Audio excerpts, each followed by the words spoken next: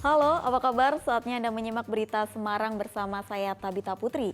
Sejumlah berita menarik akan kami sajikan untuk Anda. Berikut 3 berita utama hari ini. Diduga karena terpleset seorang nenek berusia 67 tahun ditemukan tewas di dasar sumur sedalam 40 meter di Kabupaten Klaten. Buron 4 tahun, pria pencabul keponakannya sendiri di Kabupaten Pemalang akhirnya dibekuk. Pikat pelanggan, para pengrajin batik di Desa Pilang, Kabupaten Sragen melukis jalanan kampung dengan aneka motif batik cantik.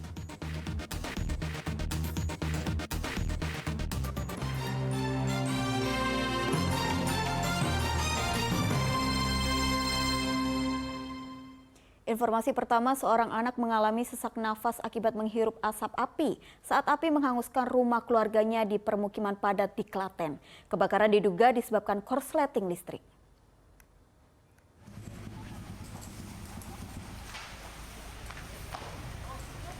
Kobaran api besar menghanguskan sebuah rumah di permukiman padat di Kabupaten Klaten Rabu malam.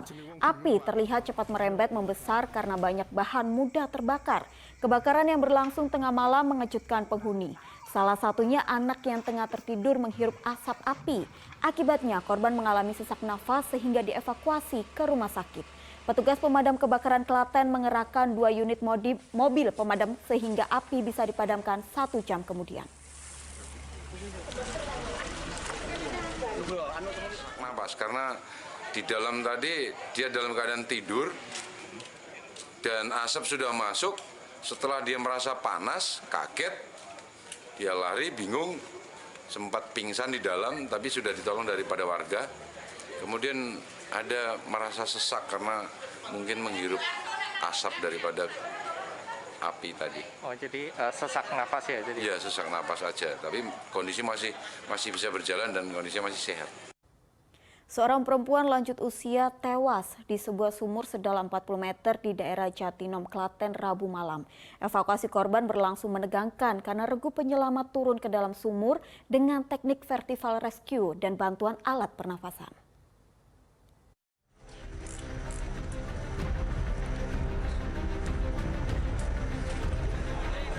Keheningan istirahat malam warga Jatinom di Kabupaten Klaten berubah menjadi duka Rabu malam. Salah satu warga yang sudah berusia lanjut bernama Suyatmi ditemukan tewas di sumur milik warga. Diduga korban terperosok sehingga tidak bisa menyelamatkan diri dari sumur sangat dalam 40 meter. Proses evakuasi korban menegangkan. Tim SAR gabungan tidak mau mengambil risiko yang membahayakan petugas sehingga akhirnya menggunakan teknik vertical rescue. Salah satu petugas turun ke dasar sumur menggunakan alat pernapasan karena khawatir oksigen menipis di dasar sumur. Upaya ini sukses sehingga sejam kemudian korban berhasil dievakuasi.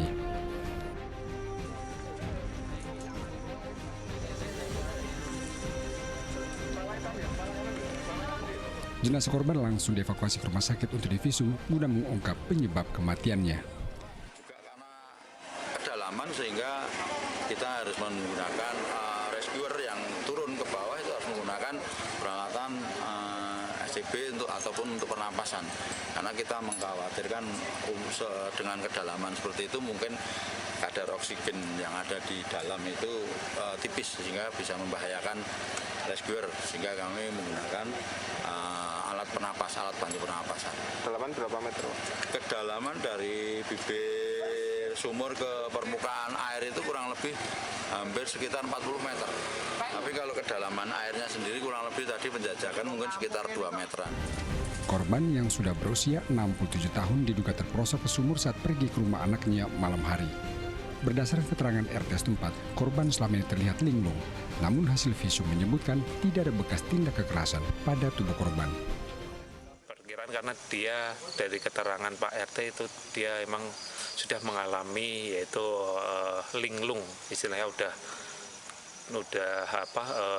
pikirannya istilahnya dari keterangan dokter juga sama karena dia beberapa kali sudah mengalami gangguan kejiwaan dan juga dia yaitu penanganan dari Puskesmas Kayumas Jatinom dan juga pernah dirawat maupun diantar ke rumah sakit RSJ yang ada di Wedi. Hasil pemeriksaan tim kesehatan ada tanda kejanggalan atau? Nah, hasil dari pemeriksaan dari dokter Dani tidak ada kejanggalan, hanya ada yaitu mengalami patah tulang, yaitu tangan kanan mengalami patah, dan juga ada di kepala belakang itu benturan. Dan juga Setelah divisum, jenazah diserahkan kepada pihak keluarga untuk selanjutnya dimakamkan. Krisna Agung melaporkan dari Kabupaten Klaten. Buronan pencabulan anak di bawah umur di Kabupaten Pemalang akhirnya dibekuk setelah 4 tahun kabur ke Jakarta. Kasus terbongkar setelah pelaku yang tak lain paman korban dilaporkan ibu korban kepada polisi.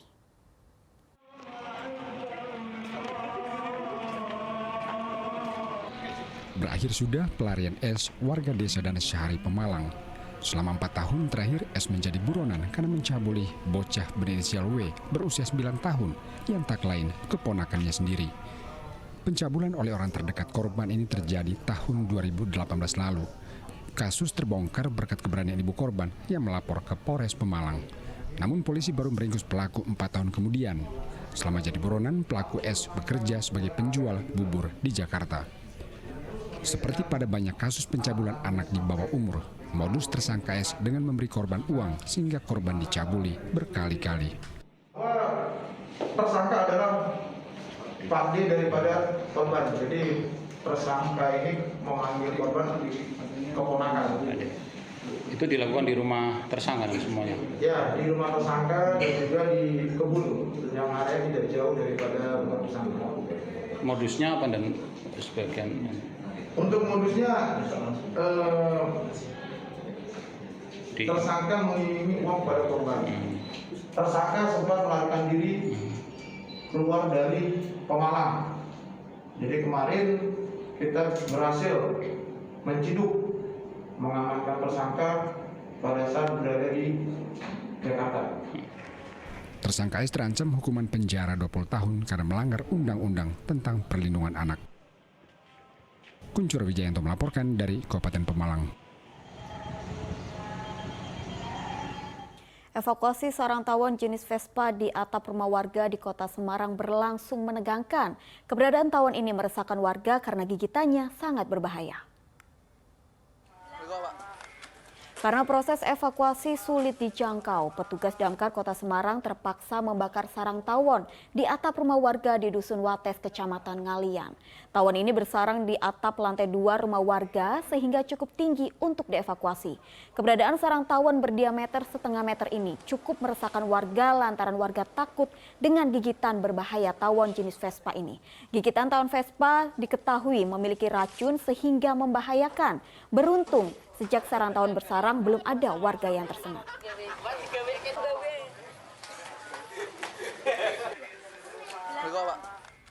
Untuk mengatasi peredaran uang palsu, Bank Indonesia menerbitkan uang baru emisi 2022.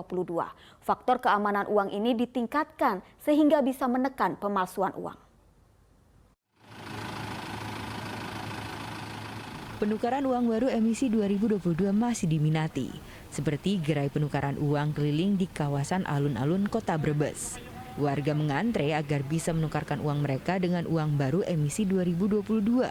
Bahkan ada yang menukar uang dengan nilai 5 juta rupiah, tetapi petugas hanya membatasi penukaran paling banyak 1 juta rupiah.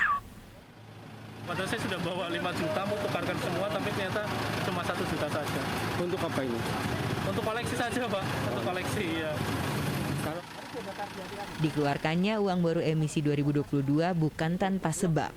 Setidaknya ada 3 pertimbangan, mulai dari desain, ketahanan, dan keamanan, terutama meminimalisir upaya pemalsuan uang rupiah kertas.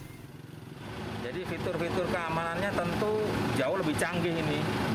Jadi seperti benang pengaman, kemudian ada tanda airnya, kemudian yang dengan teknologi yang lebih baru lagi, ini ditingkatkan aspek keamanannya supaya mengurangi peredaran uang palsu itu. Kasus pemalsuan uang dari tahun ke tahun jumlahnya cenderung meningkat. Pada 2020 lalu, kasus uang palsu meningkat hingga 34% ketimbang tahun sebelumnya. Bahkan BI Tegal mencatat sebanyak 41.636 lembar uang palsu beredar di wilayah Karisidenan Pekalongan sepanjang 2010 hingga 2022. Sugiartono melaporkan dari Kabupaten Brebes.